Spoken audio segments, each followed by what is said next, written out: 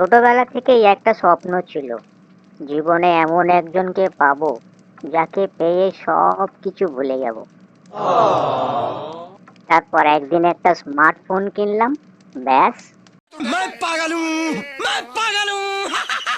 সেদিন একটা বিয়ে বাড়িতে খেতে গিয়ে দেখলাম আইসক্রিমের স্টল করেছে, আর আইসক্রিম দেবার পর একটা সুন্দরী মেয়ে কপালে একটা তিলক এঁকে থ্যাংক ইউ বলছে।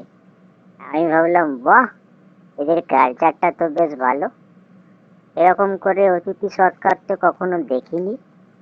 খাওয়া দাওয়া সেরে ফেরার সময় বাড়ির কর্তাকে ধন্যবাদ জানিয়ে বললাম, আপনাদের এই অতিথিদের তিলক পরিয়ে থ্যাংক ইউ বলার কালচারটা আমার খুব ভালো লেগেছে। তখন তিনি হেসে বললেন, আরে ওসব কালচার ফালচার কিছু না, লোকে 5-6 বার করে আইসক্রিম খেয়ে নিচ্ছে তো, সেটা আটকানোর জন্য ওই তিলকের ব্যবস্থা।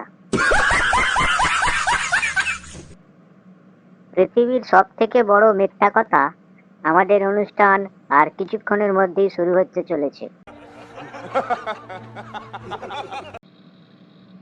স্যার, কালকে আমার একদিনের জন্য ছুটি চাই।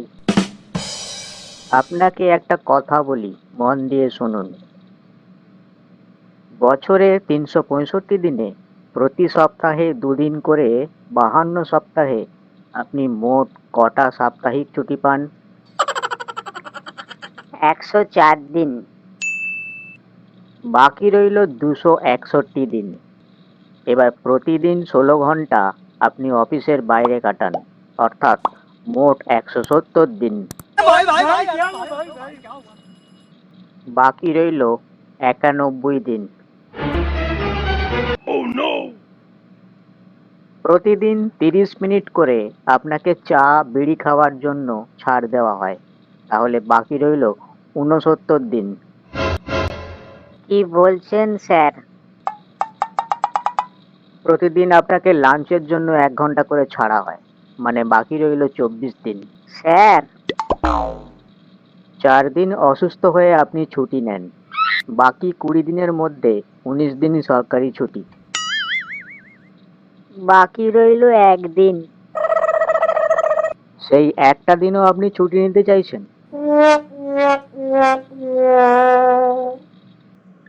ডক্টর ব্যানার্জি, আমি নাক ডাকি বলে বউ খুব রাগ করে।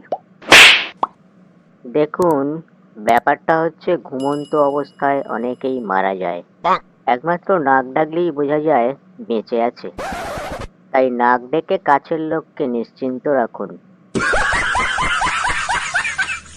বাঙালি কখনো পরীক্ষা নিয়ে টেনশন করে না, কিন্তু ট্রেনে উঠে পাশের সিটে কে বসবে তাই নিয়ে টেনশন করে সব সময়।